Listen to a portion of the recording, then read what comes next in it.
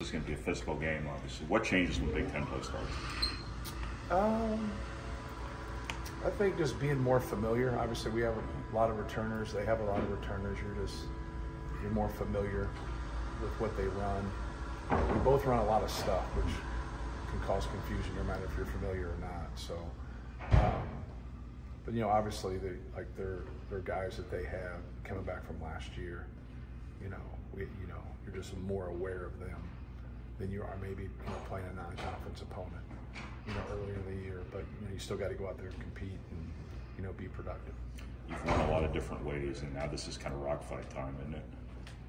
Yeah, well, I think in Honolulu it was rock fight time, and I thought the games got officiated differently in all three of those games, and our guys were able to adapt and continue to play, even though at times it wasn't pretty, and we had some times where we didn't score the ball as well as we thought, or made decisions as well as we thought we were capable.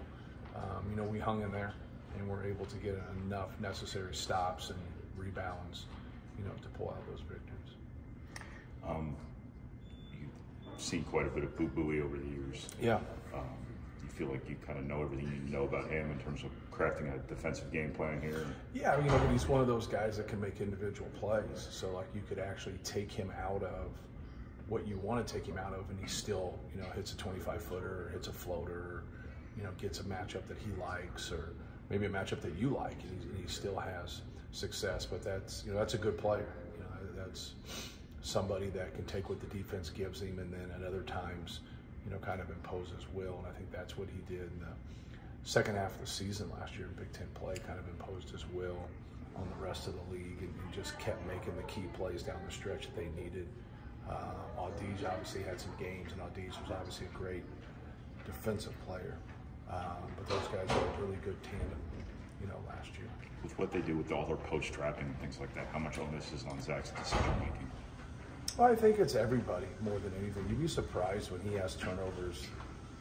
There's guys not doing what they're supposed to be doing in our scheme, and whether we're going to hold somebody or cut somebody through or dive somebody or screen somebody in or whatever you're doing, you just got to be on the same page. So we've seen aggressive double teams, and so I think that's for us, it's decision making, but it's it's just also handling their pressure. The emergence of Brooks Barnheiser. Yeah. He came on late last year. We just see you added with defense, and then obviously the second score. Right. He really adds another element just because they just put a good guard at that 4 spot, and now his ability to drive the ball, his ability to make shots and make plays, and good passer, good competitor, just across the board. It's just an all-around really good player. Is that kind of one of those deals where you need to leverage your size against him versus his skill? Yeah, but you still have to, play your game. You can't go away from your strengths to try to go get a matchup. They go and get that matchup against a lot of people. They set 4 or 5 ball screens. He brings the ball up the court. Sometimes he's more of a scorer. Sometimes he's more of a distributor. But outside of the ISOs for Boo Buie, he's normally involved. It's a game that you guys lost last year at Northwestern. Mm-hmm. Is that a motivating thing you even have to do, or is that just something you leave to the players to kind of get an edge? Yeah, well, obviously we'll watch tape and watch some of our shortcomings and try to be able to fix it. Obviously, we won the league by 3 games.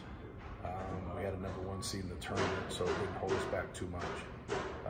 But it was, I just thought the last 10 minutes of the game, you can't adjust to how things are going to get called at that point.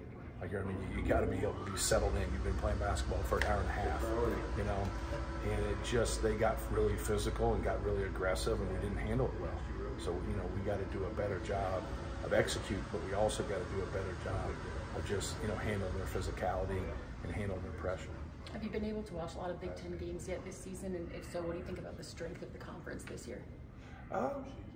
I've watched some. There's some people I haven't had a chance to watch yet, but it's bits and pieces. I channel surf a lot, so I'll watch 4 or 5 games at the same time, just kind of flipping around, trying to find either who we're playing next, or in a week or 2, or just people that I like to watch. But no, obviously our league has always been good, and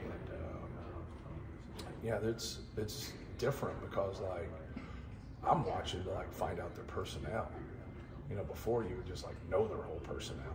Now you go and there's 3, 4, 5 guys on a team, even more sometimes. Like you have no idea who they are, and they're not, you know, they're not true freshmen.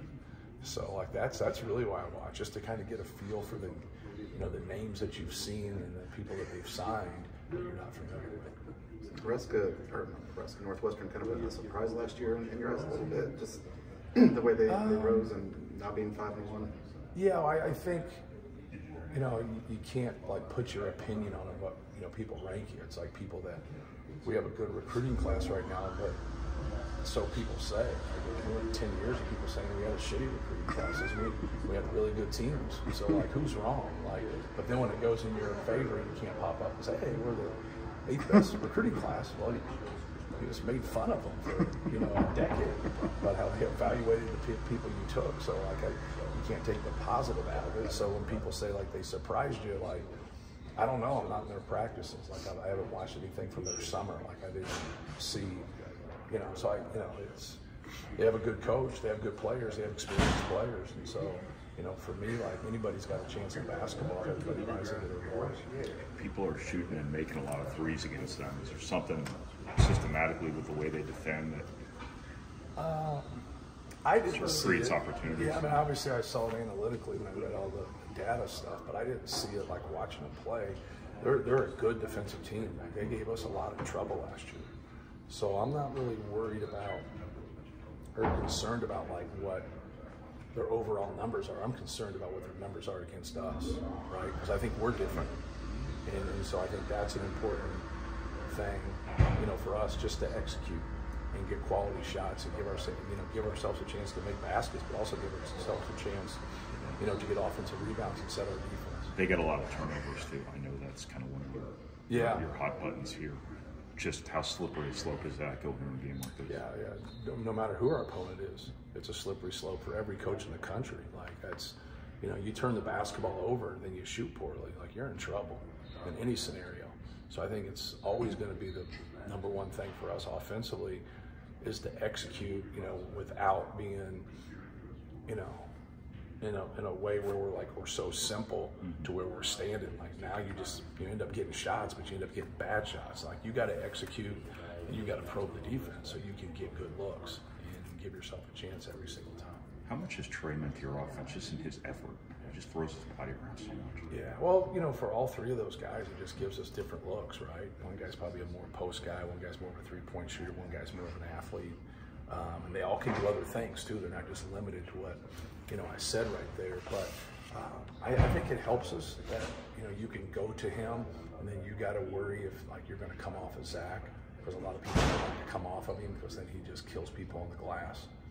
And to try to get deep position from him and get him on the move and get Caleb on the move, and then just trying to find Mason, you know, more than anything, like, you know, whether he's just spaced out or he's coming off screens or he's setting ball screens, just finding him and trying to get him as many rhythm threes as we can get him. Do you anticipate, you know, last year you kind of knew how teams were going to defend Zach by the end of the year.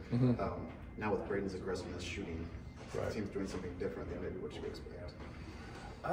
It depends on their ball screen defense. Like you're going to see him get to more pull-ups when people are in drops. When people are hedging high or they're flat hedging, it takes up a little bit more space. So it's really how they defend. They've switched things 4 ways. They've got into a drop themselves and they've hedged.